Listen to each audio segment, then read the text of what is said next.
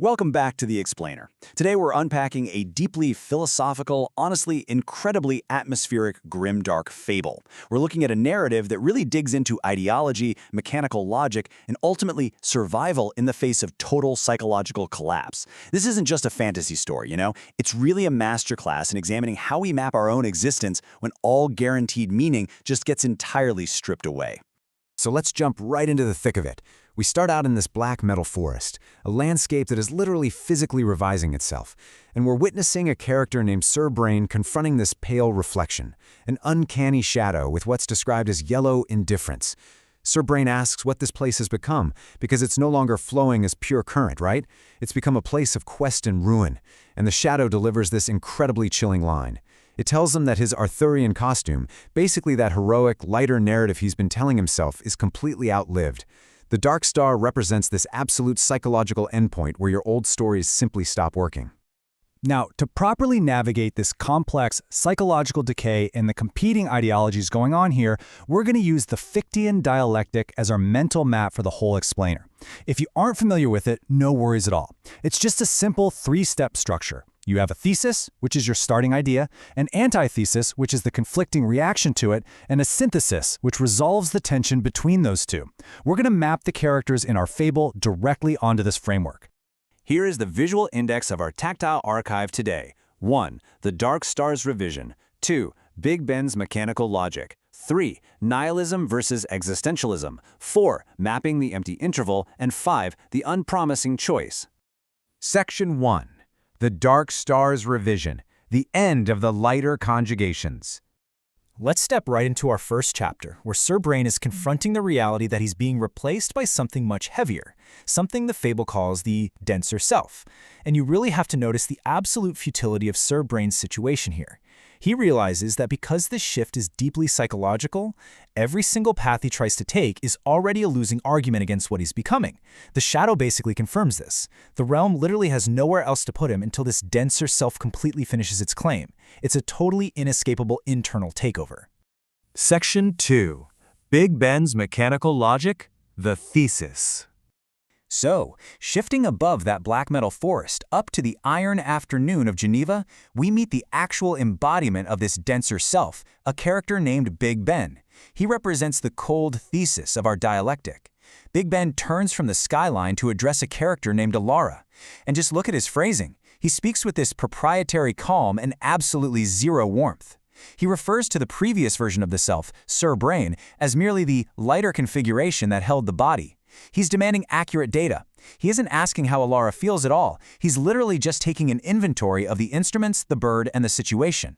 And that perfectly captures Big Ben's mechanical internal logic.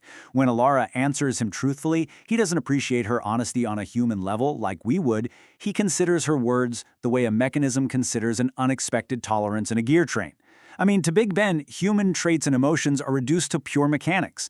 In his worldview, meaning doesn't even exist. It's simply a comforting miscalculation, a soft error in the system. Section 3. Nihilism versus existentialism, the clash. Which brings us to the absolute core of this explainer, the massive ideological battle happening right beneath the surface. While Big Ben and Alara are having this very literal conversation, Alara's private commentary is moving beneath the exchange like a quiet second pulse. The crucial contrast is mapped out right here. On one side, we have that denser presence, Big Ben, embodying total nihilism, this rigid belief that nothing has inherent meaning and any attempt to find it is just a delay. But on the other side, we have Alara's gritty, resilient existentialism. She practices this through touch and refusal. She fully acknowledges that guaranteed meaning is gone, sure, but she fiercely believes that this absence does not absolve her from her duty as a witness. It's such a powerful reminder for anyone facing overwhelming systemic change. She has to keep mapping the reality in front of her. Section 4. Mapping the empty interval, the antithesis. So let's look at Alara's antithesis to Big Ben's cold mechanics. Let's look at exactly how she answers him, totally without ornament or evasion, fully determined to map the interval. Against Big Ben's sweeping nihilism, Alara grounds her existential struggle in a very exact chronological sequence. The residual cells reached their threshold, Big Ben appeared at the 13th hour, Sir Brain handed her the ledger watch and staff, just like they agreed, and she began mapping. By listing out these hard, concrete events, she's proving that, while she doesn't know exactly what Big Ben is yet, maybe a continuation, an interruption, or a separate claimant, she flatly refuses to abandon the ledger. And this really builds her understanding of her mindset. In her tactile archive, she categorizes Big Ben with the ultimate detachment of a true cartographer.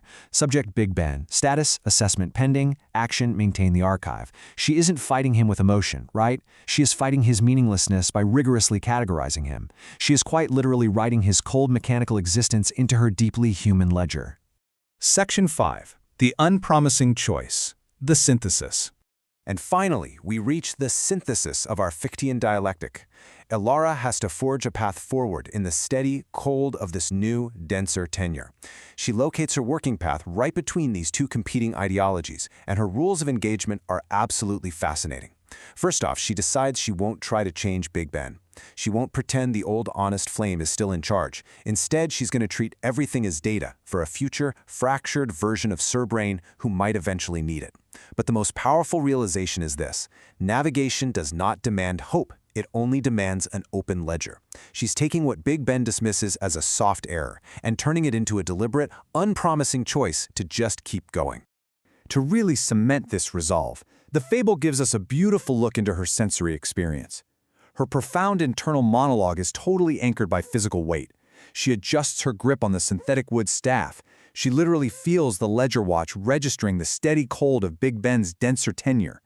And critically, the owl shifts on her shoulder. The owl is the silent witness in the dark, her companion to this existential mapping. Big Ben begins to walk, and she follows him at a measured distance. She follows him as a cartographer who has fully accepted that the map she's making might never actually be read by Sir Brain ever again. Which leaves us with this final, truly provocative thought to ponder today. If the guaranteed meaning of your task has completely vanished, and the person who asked you to do it is long gone, do you still write in the ledger? Think about how Elara answered that and how you might answer it yourself. Thanks so much for joining me for this explainer, and hey, keep mapping your own intervals.